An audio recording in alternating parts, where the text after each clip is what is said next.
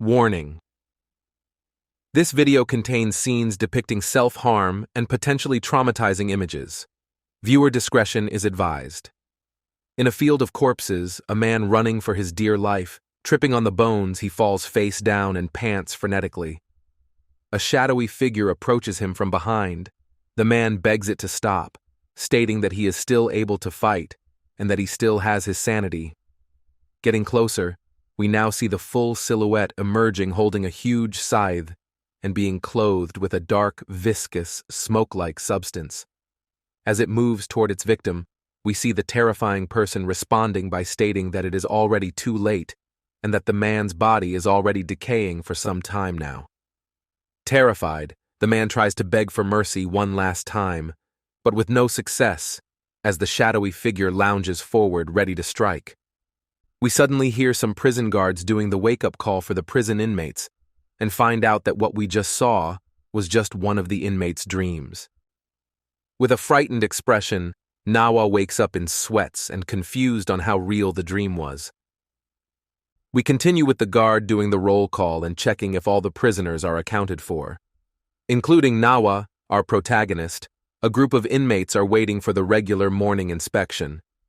As they are cleared to move outside, one of the other inmates taunts Nawa by asking him if something is wrong with him and if by any chance he's going through some kind of withdrawal.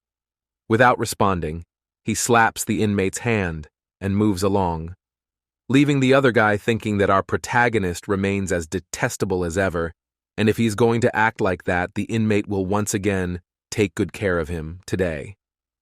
As soon as all prisoners reach the outside, they start ganging on Nawa, punching and kicking him viciously. However, they are careful not to leave any marks on his face and hit only under the neck, so as to not leave any visible marks. While delivering the beating, the convicts affirm that Nawa does not even know why they are attacking him, and let him know that it is because Nawa ratted out one of their friends who was sent to solitary as a result. Continuing the assault, the inmates ask Nawa how it feels to be in prison and keep taunting him by calling him a dog and telling him to start barking like one. The main inmate lifts Nawa up and mentions that he knew about Nawa's parole request being declined. He expresses that it is really sad and suggests that perhaps it is time to give up on leaving prison early. The inmates try to taunt him even more by calling him a criminal and telling him that his own family is probably ashamed of him. As they try to strike again, Nawa has enough and easily blocks and grabs the incoming punch with one hand. As a result, they immediately start pleading for him to let go. However, the inmates were in luck as the guards finally took note of the disturbance and placed them in line. Starting the interrogation, they warn them that if this was a fight, they will all go to solitary confinement. Nawa quickly dismissed the accusation by claiming nothing was actually happening there. The guard interrupts him, stating that if Nawa wants to say something, he should say it louder and clearer. Our protagonist then states menacingly and clearly that it was indeed nothing, causing the guard to back up. The ugly inmate who started the fight reaffirms that the commotion was indeed nothing, and that even Nawa is stating the same thing. Flustered, and considering that no one was actually admitting to anything, the guard has no choice but to let the inmates go. After the troublemakers leave, the guards admit between themselves that Nawa is for sure an odd one, and we find out from them that our protagonist was incarcerated almost 8 years ago, and that he did not manage to make a single friend while staying at the big house. In addition, we find out that Nawa has been displaying rat-like behavior over 49 times during his sentence and has made numerous enemies in the process. His behavior is probably a result of the fact that before being sentenced, he was working as a police officer. One of the guards suggests that if our protagonist had been as diligent when he was a cop as he is now, he would also have made a lot of enemies on the outside. However, the other guard reveals the truth, stating that this was not the case, and that he has sources who confirmed that he was a relatively eager and friendly policeman. Fact that is pretty difficult to believe, considering his current behavior, however. At the same time, we find out that it might be understandable as Nawa went through something traumatic just before he was sent to jail that might change anyone's personality. Following the incident, we witness Nawa standing before the parole board. They are currently evaluating whether to grant early release to our protagonist, who is now 35 years old and has been serving an 18-year sentence for charges of murder and attempted murder. Nevertheless, the board recognizes that so far, he displayed tremendous good behavior during his sentence and has shown willingness to repent for his past actions. As a result of such actions, starting from today, he is released under parole. As our protagonist is released, he stands alone in front of the prison with a sad expression on his face. Soon, his sister appears and welcomes him back to the free world. Together, they board the bus and slowly begin to talk. Nawa starts by apologizing for causing so much trouble, and his sister responds by shrugging it off, stating that she is his only remaining living relative, and that she is the only one who can act as his sponsor. Our protagonist continues to apologize, creating a momentary awkward silence. To break the silence, the sisters asked how her brother was feeling, and if he decided to leave this thing behind him, especially considering he ended up going to prison because of it. Nawa hesitates to respond and makes his sister a bit worried, as she notices his attention is towards a mother and daughter who are also riding the bus. They seem to be having a conversation about what is the girl going to give her father for Father's Day. With a deep, sad expression on his face, Nawa seems to be nostalgic and drawn in by the girl and mother. From the side, his sister seems to be concerned about him, as she appears to know why he is acting this way. She tries to break the silence once more by stating that they have to talk. She continues by saying that what happened to him was terrible, and that she wants to do anything she can to help him out, especially since he lost his wife and daughter at the same time. She knows they were his only reason to live. She continues to explain that she did accept to be his sponsor, however, she also has her husband to consider. She knows he is not a bad person, but he needs to understand that her husband is scared of him. Additionally, she tells him that is difficult having a murderer in the family. As a response, Nawa accepts the reality and tells his sister he understands and that he does not want to cause her or her family any trouble. In return, she also apologizes. After making the situation clear, the sister reaches into her purse and hands over a set of keys with the mentioning that nobody touched his house or car, as per his request, and that she was too scared to even go near them. Thanking her, he takes the keys. As the drive continues, we ominously see a slim-looking Ronin type of person sitting in the back of the bus. Just before our protagonist reaches his destination, he is reluctantly asked by his sister if by any chance he would be able to forget about all of his misfortunes and actually move on with his life, but no response is given back. As Nawa reaches his destination, he departs from his sister, and we see an old, decaying house. The words "killer cop" and "murdered" are graffiti on the walls, as we see the name on the mailbox. It is made clear that we are at our protagonist's own house. As he steps inside and leaves his shoes at the door, he goes straight to a room where he has created an evidence wall for the murder of his family over 8 years ago. Kneeling down and looking at a picture of his dear family, he starts reliving his memories. He remembers the newspaper headlines saying, "Murder of police officer's wife and daughter," right above the shocking details. We see how, after it happened, he entered his house and found the bodies next to each other. We also see the following newspaper headline showcasing the two respective crime suspects, Shinichi and Miyamoto, who were apprehended by the police. Nawa's mind then moves on to how, filled with grief and despair, he used his privilege as a police officer to shoot the two suspects while they were being transported. With them seemingly neutralized, he lets the other policeman arrest him, but is not relieved of his despair. In the last part of his memories, we see the newspaper headline, "Tragic Vengeance," detailing Nawa's actions, and that in fact the suspect named Sakase actually managed to survive his gunshots.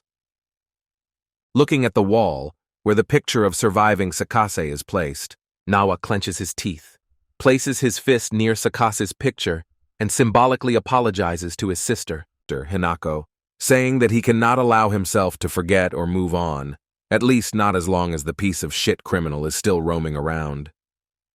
Outside, we see the person from the back of the bus standing in front of Nawa's house.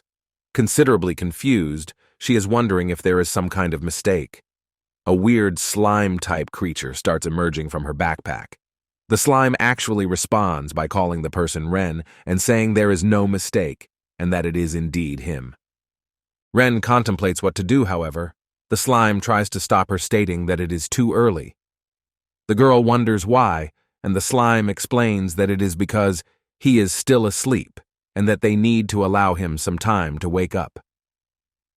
Disappointed, Ren gives up for now, and the slime suggests that they should wait it out by going to get some food.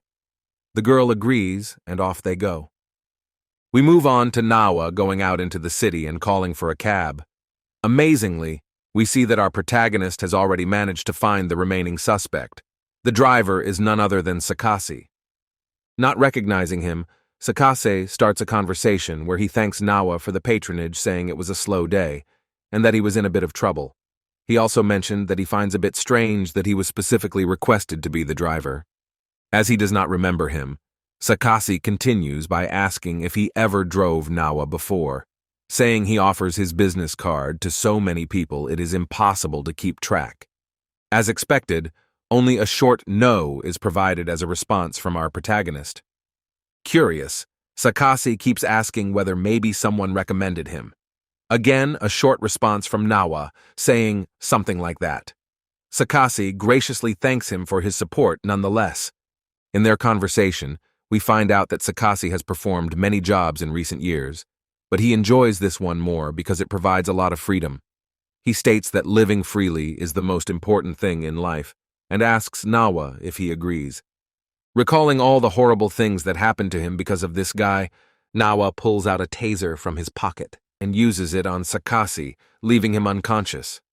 He takes the car alongside the ugly criminal and brings them to a secluded, forbidden area where an abandoned building is also found. Nawa brings the still unconscious Sakase inside the building and ties him to a chair. As he wakes up, he begins to feel fear, struggling to free himself from the rope tied around his arms and legs, asking out loud for answers on why he is there, as well as crying out for someone to help him. As two lanterns are turned on in front of him, illuminating the surroundings and leaving Sakase surprised, a picture is made visible in front of him. Looking closely, he sees a picture of Nawa's family, beginning to realize the reason why this is happening. Nawa appears from behind, places his hand around his shoulders, and tells him that judging from his expression, Sakase did not forget his wife and daughter's faces. In shock, Sakase starts figuring it out, but before he gets to say any more, we see our protagonist pulling out a metal pipe. As Nawa is prepared to execute divine justice upon the ugly criminal, Sakase tries to plead for mercy, stating that he had no choice, and that he was only following orders from the other criminal whom Nawa already passed judgment on 8 years ago. Nevertheless, Nawa does not have it, as he is determined to exercise vengeance for what happened to his family, saying that the only good thing is that this time his family can witness the retribution. He is, of course, referring to the picture he brought along. Seemingly accepting the situation, Sakase's only response to Nawa is that he has indeed lost his sanity. With only grief and hatred in his eyes, Nawa agrees with him, saying that he is right, he did lose his mind, and that he will take his example and search for a way to become free again. Relentless and without mercy, Nawa starts inflicting divine judgment upon Sakase. While doing so, his eyes begin to water as memories of his dear wife and daughter pop up into his head. He remembers his daughter's sweet voice saying that he is a policeman, and as such he is a hero who fights every day for peace. With even more memories of his family telling him they love him, he feels a little bit of relief and determines that the relentless assault may be stopped now. Looking at the target's head, we see is now a pile of mush, tired, experiencing a vast array of complex emotions. He stands looking down at the results of his action, hallucinating vague laughing sounds from his surroundings that he does not even take into consideration. Nawa then goes back, kneels, retrieves the picture, embraces it, starts crying, and provides a deep-felt apology to his family, as he was not able to do anything to save them back then. Nevertheless, he does feel some kind of relief because he states that soon he intends to join them. However, Out of nowhere, the voice of Sakase can be heard again, stating that he is impressed at what he is witnessing. Behind Nawa, the now disfigured Sakase rises menacingly and with a terrifying grind on his ugly face, tells him that it is important that he found his peace. As Sakase cracks his necks, they stare at each other, Nawa not being able to utter even one single word. Sakase expresses that he is sure Nawa is surprised and tries to explain what is happening, but before he could continue, our protagonist swings the metal pipe trying to put him down for good. Even more surprisingly, Sakase is not only unfazed, but also complains about not being able to finish his sentence. Removing the pipe lodged in his skull, he proceeds to explain that 8 years ago when he got shot by Nawa, it was no mistake or even miracle that he survived. Sakase begins to heal, repairing his damaged body. He further explains that it's a real shame our protagonist can't actually harm him, and no matter what is done to him, his body will just regenerate back to its original state. Now, almost fully healed, he proudly and arrogantly declares himself as an immortal, leaving our protagonist in shock and only able to utter the word monster. Sakase is somewhat insulted by the word monster and claims that if Nawa must insist on knowing, he is actually a god, as he obtained the powers of the divine. From out of nowhere, encompassing the room is now a laughter of an unfamiliar voice, leaving both in shock. We see that the laughter belongs to Ren, the girl who has been stalking Nawa. Her laughter is due to the fact that Sakase called himself a god. She starts explaining that he is free to believe what he wants, but she finds it pathetic that he pretends to be a god. Staring at the now fully visible girl, Nawa is amazed as he realizes it is the same girl as the one from his dreams that he had at the beginning of our story. While munching on rice cakes, Ren confirms to Nawa that old man Sakase is right.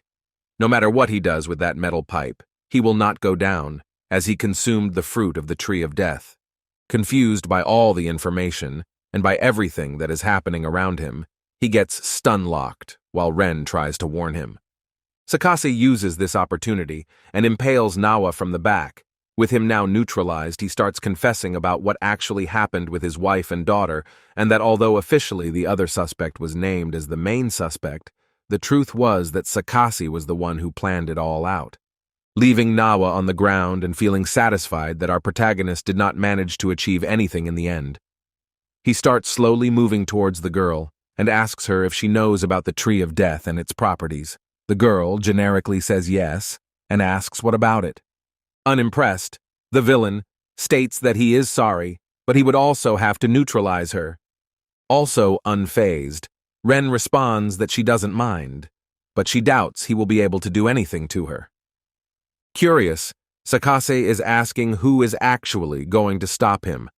As the conversation between the two is going on, we see Nawa rise with his body now partially transformed, something resembling roots and tentacles growing out of him. As he regains consciousness, he is overwhelmed and disoriented about what's going on. Sakase is now also alarmed, and Ren explains that Nawa does not need to worry, as his body also received the fruit of the tree of death. As they are now immortal creatures, the young lady commands them both to fight.